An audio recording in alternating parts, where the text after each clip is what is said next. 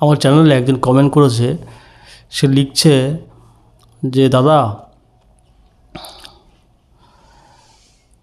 সত্যিই কি ভগবান বলে কিছু আছে? এই যে ধর্ম নিয়ে এত আলোচনা হচ্ছে, তো মনুষ্য ধর্ম সবথেকে বড় ধর্ম না? এই মনুষ্য ধর্ম বাদেও কেন আমাদেরকে এত ধর্ম প্রয়োজন হচ্ছে? পৃথিবীতে অনেক রকম ধর্ম আছে, ধর্ম কি অন্ধবিশ্বাস নয়? এরকমভাবে লিখছে। তো তার প্রশ্নটি সত্যিই খুব প্রশংসনীয়। সে সত্যিই জানার চেষ্টা করছে। দেখো, মনুষ্য ধর্ম, আমাদের যে সনাতন ধর্ম, চিরন্তন ধর্ম, এখানে কিন্তু কোথাও হিন্দু বলে লেখা নেই। হিন্দু সে অন্য কাহিনী, ফরাসিরা শকে হ বলতো, তাই সিন্ধু নদীর তীরে সভ্যতাকে বলা হচ্ছে সিন্ধু, বলতেও ওরা শকে হ বলতো, তাই ওরা হিন্দু বলে, সেইভাবে একটা হিন্দু। যাই হোক, সে প্রসঙ্গটা আলাদা। তা আমি একদম বলতে চাইছি যে আমাদের সনাতন ধর্ম যেটা আছে, এটা কিন্তু কোনো স্পেশাল কোনো আলাদা ধর্ম নয়। ভগবান স্বয়ং কৃষ্ণ এই শ্রীমদ্ ভগবদ্গীতায় বলছে এমন কোনো ক্ষেত্র নেই যেখানে আমি নেই। আবার আমি সব জায়গাতেই আছি, আবার আমি কোনো জায়গাতেই নেই। সব কিছুর মধ্যেই আমি আছি, আবার কোনো কিছুর মধ্যে আমি নেই। এই যে নাস্তিক, যে আস্তিক, যে অন্য ধর্মের লোক, সমস্ত কিছু, সমস্ত মানুষ, সমস্ত পদার্থ, সমস্ত প্রাণী, সমস্ত উদ্ভিদ, সমস্ত কিছুর মধ্যেই কিন্তু পরমাত্মা বিরাজমান। এটাই আমাদের সনাতন ধর্মের মধ্যে। এবার তুমি যদি নাস্তিক হও, তোমার অন্তরে কিন্তু ওই ভগবানই বিরাজমান। তুমি সেই ভগবানকে নানান রকম রূপে চিনতে পারো, কিন্তু ভগবানই কিন্তু বিরাজমান। একটা মানুষ যখন মারা যায়, তখন তার শরীর কিন্তু সেই এইরকমই থাকে। তার যে শরীরের যে অঙ্গ প্রত্যঙ্গ, কিডনি, ফুসফুস, লিভার, যকৃৎ, এগুলো কিন্তু নষ্ট হয় না। মানুষ যখন মারা যায়, এই শরীরের যে অঙ্গ প্রত্যঙ্গগুলো, এগুলো কিন্তু বিক্রি করা যায়। এগুলো কিন্তু বিক্রি করে দেয়, অনেকে দান করে দেয়। সেগুলি অন্য শরীরে প্রতিস্থাপন করে তাকে বাঁচানো যায়, তাকে সুস্থ করা যায়। তাহলে প্রশ্ন হচ্ছে এখন, তার শরীরের যে পার্টসপত্রগুলি, এই পার্টসপত্রগুলি যখন ঠিক আছে, তাহলে সেই যে মানুষটি মারা গেছে, তাহলে সে কেন কথা বলছে না, চলছে না, হাঁটছে না, ফিরছে না? তাহলে সেই তার মধ্যে কী এমন আছে? এমন তো না যে কিডনিটা উড়ে গেল, কিডনিটা বাস্ট করেছে, বা কিডনিটা গায়েব হয়ে গেছে। তার মধ্যে কিডনি, ফুসফুস, যকৃৎ, লিভার, শিরা, ধমনী, অক্সিজেন, সমস্ত কিছু তো আছে। বাইরে অক্সিজেনও আছে, খাবার দাবারও আছে, সব কিছু। তাহলে তাকে বাঁচানো যাচ্ছে না কেন?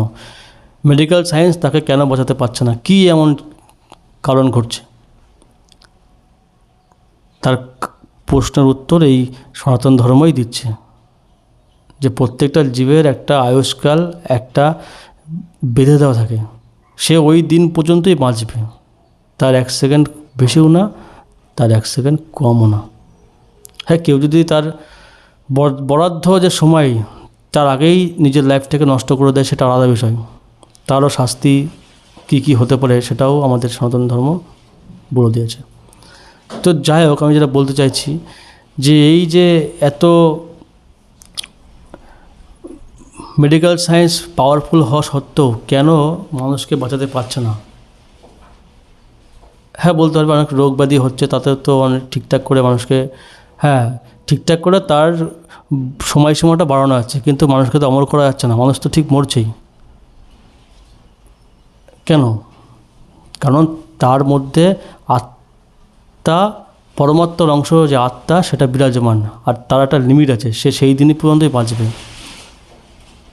এই যে আমাদের যে পৃথিবী, মঙ্গল, শনি, ইউরেনাস, নেপচুন, প্লুটো, এই যে গ্রহগুলো মহাকাশে ভাসমান।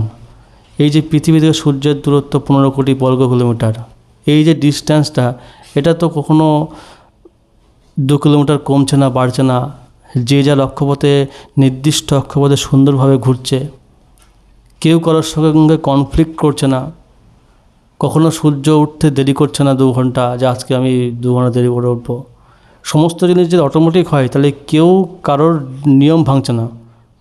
ওই সূর্য যেমন পৃথিবীর চারদিকে ঘুরছে, সূর্যর চারিদিকে যেমন পৃথিবী ঘুরছে, পৃথিবীর চারিদিকে যেমন চাঁদ ঘুরছে, কেউ কারোর নিয়ম কিন্তু ভঙ্গ করছে না। কেউ কারোর ডিস্ট্যান্সটা কেউ আগে পিছিয়ে আসছে না। সূর্য আর পৃথিবীর মধ্যে যে দূরত্ব আছে, সেই দূরত্ব যদি 1 মিটারও যদি এদিক ওদিক হয় পৃথিবী জ্বলে পড়ে ছায়া হয়ে যাবে। আবার যদি দূরে চলে যায় তাহলে পৃথিবীর জমে বরফ হয়ে যাবে, কিন্তু হচ্ছে না। তাহলে এই যে নিয়মগুলি, এই নিয়ম শৃঙ্খলার মধ্যে যে চলছে পরমাণুর যে গঠনটা আর সৌরজগতের যে গঠনটা পুরো মিল পাওয়া যাচ্ছে। তাহলে এই যে সৌরজগতের যে গঠনটা এটা একটা নিয়ম শৃঙ্খলার মধ্যে ঘুরছে। তো এই নিয়ম শৃঙ্খলাগুলি বেঁধে রেখেছে কে? নিয়ম শৃঙ্খলাগুলি তৈরি করেছে কে? সব কিছু অটোমেটিক।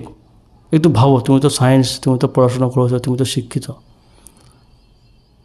আরও অনেক বিষয় আছে, কোনো এক সময় এই সমস্ত বিষয় নিয়ে আরও বড় ভিডিও বানাবো। আমার অলরেডি ভিডিও করা আছে, চাইলে চ্যানেলে দেখতে পারো। এই কথাগুলি ভাবো, আমরা যে খাবার দাবারগুলি খাচ্ছি সেই খাবার দাবারগুলি কিন্তু আমাদেরকে নিজেদের মধ্যে কোনো রকম কোনো মেশিন দিয়ে বা কোনো রকম কোনো জিনিসপত্র দিয়ে, সফটওয়্যার দিয়ে কিন্তু আমরা হজম করাচ্ছি না, অটোমেটিক হজম হয়ে যাচ্ছে। অটোমেটিক। তাহলে এই যে পাচনতন্ত্রটা কাজ করছে, আমি আমার শরীরের একটা নোম, এটাকেও আটকে রাখতে পারছে না কোনো মেডিসিন দিয়ে, এ ঠিক টাইমে ঝরে পড়ে যাচ্ছে।